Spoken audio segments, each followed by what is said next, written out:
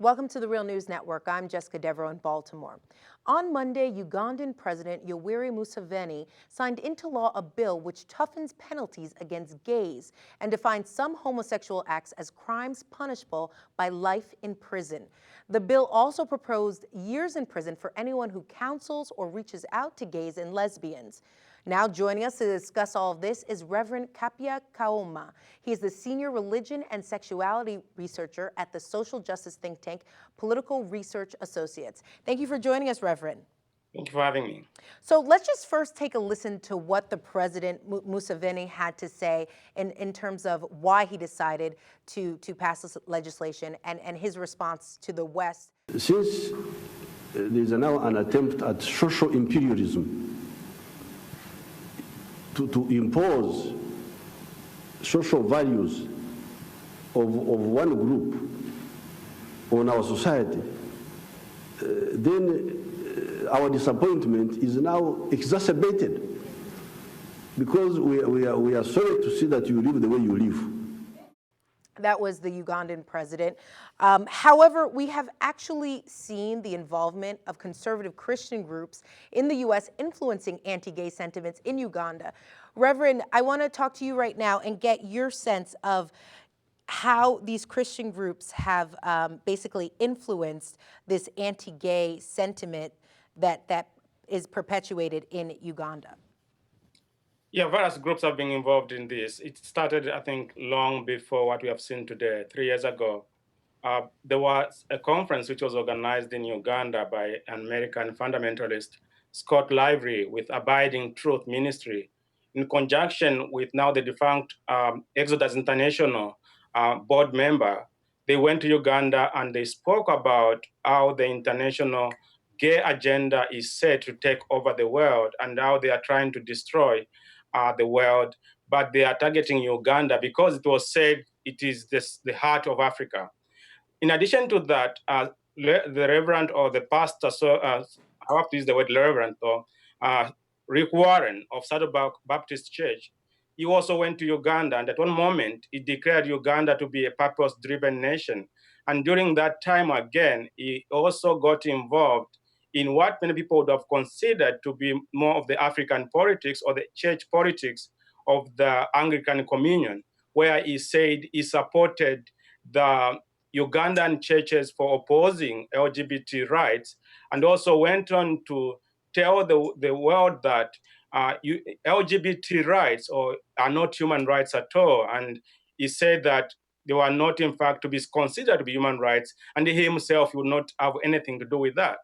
And people started using those kind of words as the way of defining the poor LGBT persons on the ground in Uganda. The other person who went there is Engo, who in fact is featured in the documentary God Loves Uganda. At the time when everybody was saying no one should get involved in this anti-gay rhetoric growing in Africa, Engo went there and said to the people of Uganda that they were taking a very good stance. And people heard those words and they used those words, in fact, in a sense, to come up with what we have seen currently. Did these conservative Christian groups at all play a role in actually writing the legislation? Personally, I've called this bill from the beginning as the Scott Lively bill, and I have evidence for saying that. Scott Lively was responsible for what has become now to be known as the Kill the Gay bill. His talking points were in the first draft, which came immediately after the conference in Uganda in March 2009. The bill, it's the one which has been passed, the edited version which has been passed. The original one came just after 20 days after he left Uganda. So that tells you who was responsible for that bill. It's Scott Lively. Scott Lively, can you just speak to his religious sect? Scott Lively runs this crazy kind of ministries, he calls them. He has what he calls the Defend the Family ministries, which is more of a charismatic Pentecostal ministry, but then he has also Abiding Truth ministries. So he's not necessarily a very well planted in terms of Christian credentials. He is more of an independent kind of churches, those they run like that. So that's how he founds his own churches. They are not very big, they are small, But unfortunately, what happens is that to people who are outside America, they think he has this mega following around him. In actual fact, he doesn't have that, but he's having a lot of impact. In fact, it's not just Uganda. He has impact in Eastern Europe as well.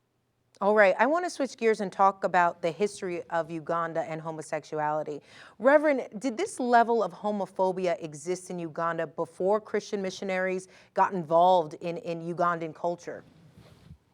The answer is no. In fact, Uganda is a good case to start with because King Mwanga, or Kabaka Mwanga as the Bagandas would call him, he himself was gay. And in fact, the reason why we have what we call the African martyrs or Ugandan martyrs is because before the missionaries went to Uganda, Kabaka Mwanga used to have sex with his pages who were men.